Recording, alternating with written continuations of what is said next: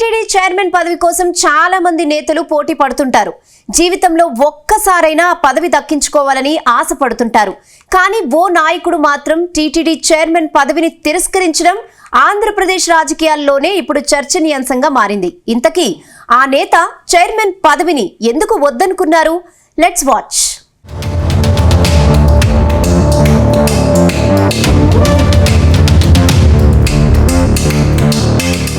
ఆంధ్రప్రదేశ్లో కూటమి సర్కార్ కొలువుదీరి దాదాపు 2 నెలలు కావస్తోంది. ముఖ్యమంత్రి కాగానే పాలనపై దృష్టి సారించారు సీఎం చంద్రబాబు. 5 ఏళ్ల తర్వాత కూటమి సర్కార్ అధికారంలోకి రావడంతో పదవులపై గంపెడాశలు పెట్టుకున్నారు నేతలు. పలు కార్పొరేషన్లకు చైర్మన్లను నియమించే ప్రక్రియ షురూ కావడంతో చంద్రబాబు దర్శనం కోసం నేతలంతా అమరావతికి క్యూ కడుతున్నారు.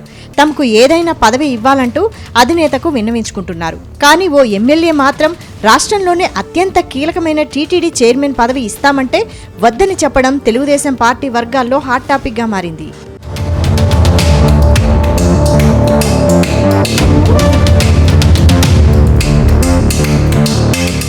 ఆంధ్రప్రదేశ్లో టీటీడీ చైర్మన్ పదవిని నేతలు గొప్పగా భావిస్తారు.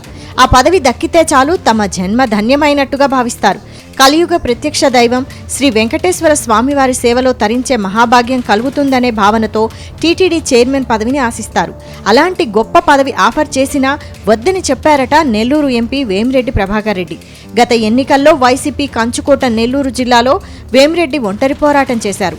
అందుకుగాను వేమిరెడ్డి ప్రభాకర్ రెడ్డికి అత్యంత కీలకమైన పదవి ఇవ్వాలని చంద్రబాబు నిర్ణయించారు.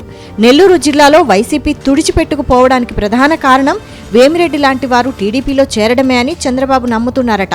వైసీపీకి చెందిన కొందరు నాయకులతో విభేదించి వేమిరెడ్డి దంపతులు ఎన్నికలకు ముందు తెలుగుదేశం పార్టీలో చేరిపోయారు. ఆ తర్వాత నెల్లూరు ఎంపీగా వేమిరెడ్డి ప్రభాకర్ రెడ్డి, కొవ్వూరు నుంచి ఆయన భార్య ప్రశాంత్ రెడ్డి బరిలో దిగారు.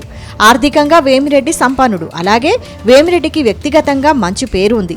వేమిరెడ్డిని పనిగట్టుకుని వైసీపీలోని ఒకరిద్దరు బయటికి పంపారనే ఆవేదన ఆయన సామాజిక వర్గంలో ఉంది. అందుకే వైసీపీకి నెల్లూరు జిల్లాలో గట్టి ఎదురుదెబ్బ తగిలిందనే టాక్ ఉంది.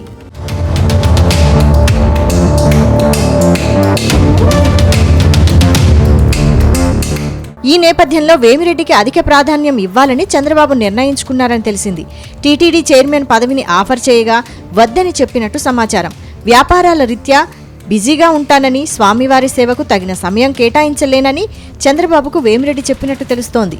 వాస్తవానికి టీటీడీ చైర్మన్ పదవి కోసం చాలా మంది నేతలు పోటీ పడుతున్నట్టు తెలిసింది. ఇప్పటికే మాజీ కేంద్ర మంత్రి అశోక్ గజపతి రాజుకు ఆఫర్ చేయగా ఆయన కూడా వద్దని చెప్పినట్టు సమాచారం.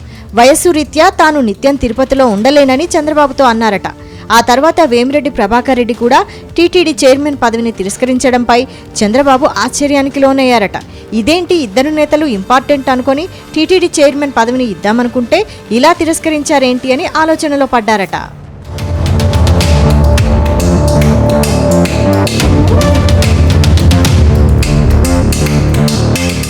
మొత్తంగా ఇద్దరు నేతలు తిరస్కరించడంతో టీటీడీ చైర్మన్ పదవి ఎవరిని వరిస్తుందో అని తెలుగుదేశం పార్టీలో జోరుగా ప్రచారం జరుగుతోందట. చూడాలి మరి ఏడుకొండల ఎంకన్న సేవలో నిత్యం మునిగే చైర్మన్ పదవి ఎవరిని వరిస్తుందో.